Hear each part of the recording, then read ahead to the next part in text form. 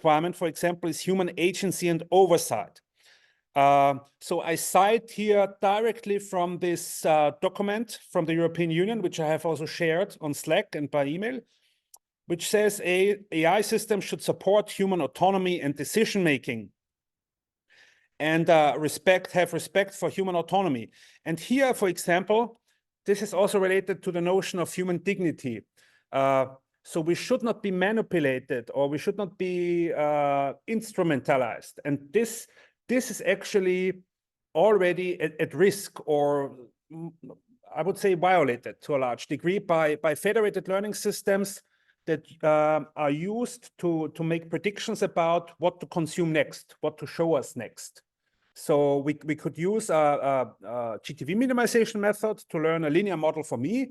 And the prediction of this linear model is, what's the percentage that I would like to watch now this new video, yes or no?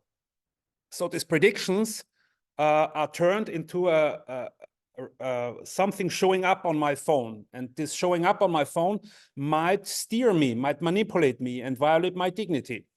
So this should be taken into account by you. You will be most likely then the one who decides what is used as a quantity of interest. So do we want to predict user behavior? Should we predict user behavior, or should we not try to predict it too accurately? So this is something that the federated learning or machine learning engineers to a large degree will have under their control.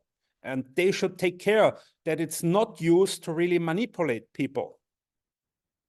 Yeah, any questions at this point?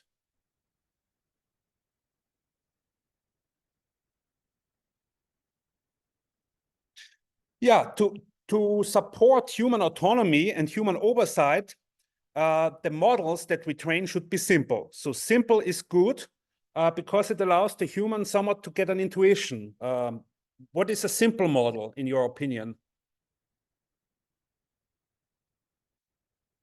What could be a simple model, a simple machine learning model?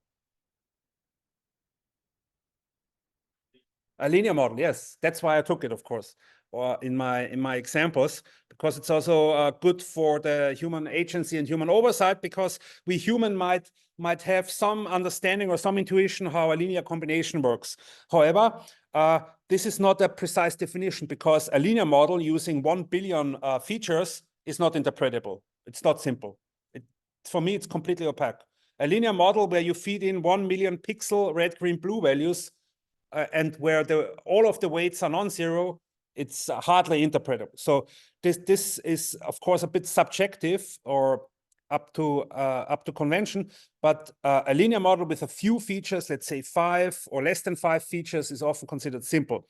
Another example for models that are referred to as simple is decision tree.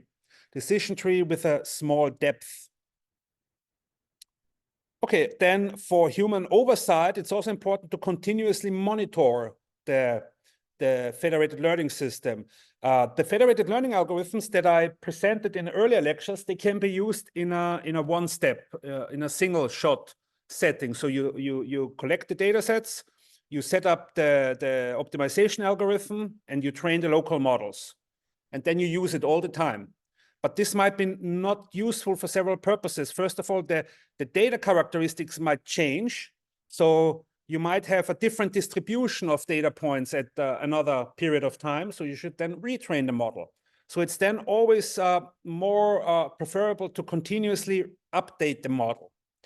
And yeah, by the way, could you think of an optimization algorithm that easily allows to update model parameters if a new data point comes in?